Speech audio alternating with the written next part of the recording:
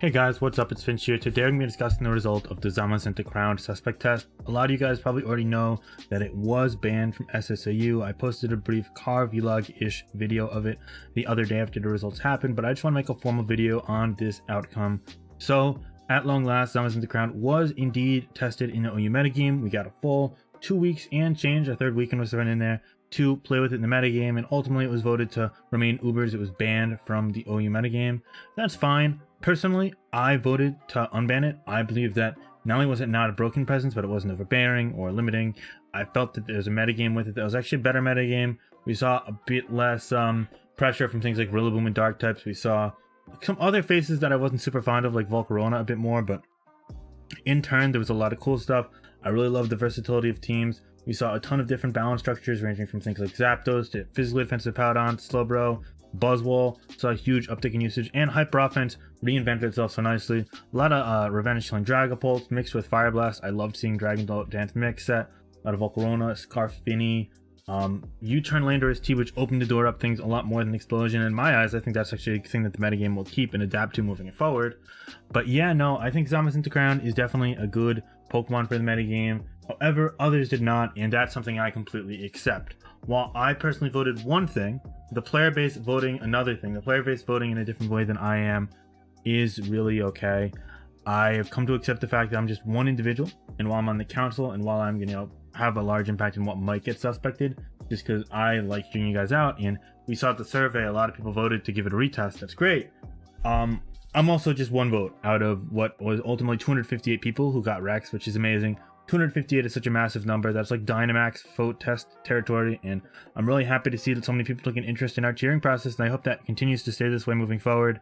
Personally, being able to run something of such importance and being able to really make sure that the quality of suspects and the vote integrity and all of it is maintained is an honor to me. Every single day, I'm humbled by having the platform that I do, and being able to do something like post this vote and wake up early in the morning, make sure I tally everything correctly and get it done. It's just really an honor. So I just want to say thank you to everyone who participated in the process and follows our tiering process. To me, it's one of the best things I've ever done with my time playing Pokemon, and I really enjoy it. So yeah, with that said though, this is not the end of suspects, and potentially not the end of Zamazenta-Crown. I personally can see it being retested again, maybe during the post DPP remakes metagame, somewhere down the line. Metagame will change, who knows what we'll see. In addition to that, I do want to note that we're not closing our mind to potential bans and suspects moving forward. While nothing is personally on my immediate radar right now as super important to test, I do think that we can continue to see the metagame evolve with things like the World Cup Pokemon, the High Ladder, and also continue to do surveys, and hopefully we get to a point where we get to see what is best for the tier. I'm very interested to see what other people think should be suspected, and maybe how that could help shape the metagame for the better or the worst, or other things that could be retested down from Ubers. Personally though, I'm okay sitting down and seeing how things settle for a week, 2 weeks, 3 weeks, who knows how long, and then proceeding when we feel it's more pressing. That could be early May, that could be mid-May, that could be June. I am not sure, but I can promise you one thing. The inaction of Generation 7 is something that we are trying to move away from. We want to handle the tier in a bit more of an aggressive fashion. Of course, not overdoing it. There's a time and a place for everything, but in my eyes, we should continue to act in a prompt fashion. The bans of Cinderace and Magearna after the serve was a great tempo that we set from that, but there's so much more work to be done, so let's focus on doing that, and good things will happen. As for Zamazenta-Crowned, it was definitely a really good Pokemon, but I don't think it was Uber. A lot of people in the comment section below of my vlog video agreed with that, but at the same time, we have to keep in mind that 75.41% of people voted to keep it unbanned, to keep it in OU, and these are people who all got Rex, played the metagame, and saw the same things we did, so we have to respect that opinion. Sometimes agreeing to disagree is one of the most powerful tools, in that you can have people that are your friends, or your companions, and people that you share the same community space with that disagree with you. That's fine, and you could disagree with them as much as you want, so long as you respect them. And here we absolutely have to respect the other side and say, hey, you guys had the stronger majority, that's fine, we're gonna proceed this way. I like this metagame regardless. I'm really enjoying SSU right now, and we're gonna see plenty of content about it on the channel. So what do you guys think? Do you think the Zamazenta-Crown ban was the right thing or the wrong thing?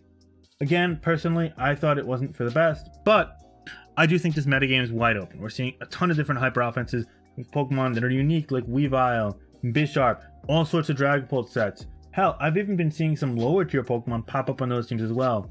Be it Regieleki to set up screens, or all sorts of Pokemon like Azumarill. It's really interesting seeing these Pokemon. I'm hoping that we're going to see more and more of it moving forward. What are your personal favorite strategies in this metagame, and what were your favorite strategies in the Zamazenta-Crowned metagame? Let me know down below. I'm really interested to see how people are kind of adapting, what the difference is between one metagame and the other in the eyes of you guys. I mean, I think there are so many different possibilities that we can explore now, and that was also the case in the Zamazenta-Crowned metagame.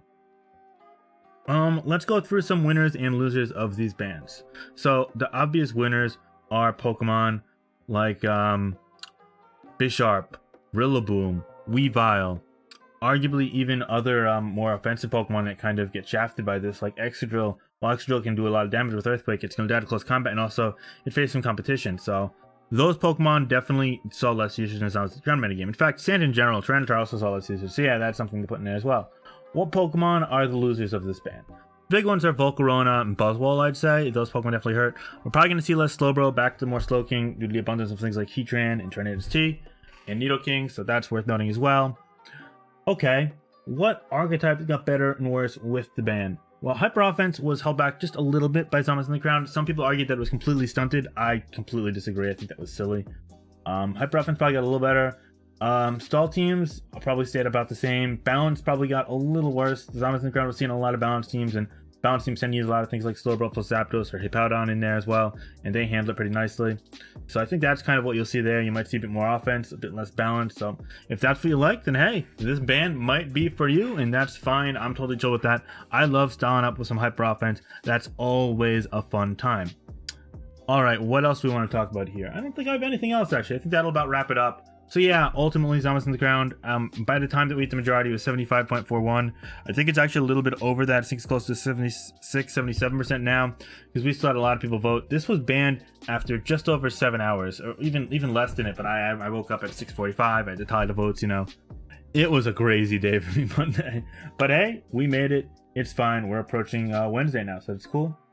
But yeah, thank you guys so much all for investing your time in this suspect test. I invested a lot of time and energy into it, and while I didn't get the result I want, I had a lot of fun. It was a blast bringing you guys all of my thoughts, be it team building or metagame thoughts or Zamazenta-Crowned specific thoughts, trendy thoughts, and so on and so forth. That is the type of stuff I put these videos out here for, to inform you guys and use my platform to share my opinion. That's great. So if you guys want to see more of that, let me down below in the comments and hit that like button, subscribe to the channel. You know the drill. Alrighty, I think that's about it. I hope everyone's having a swell week so far. It's been a crazy week for me, but we're pumping out the content. We're on the grind. Let's get it. Thank you guys so much. I hope everyone does great. Alrighty, I'm not going to stretch this video out any longer. Talk to you guys soon. Okay, bye.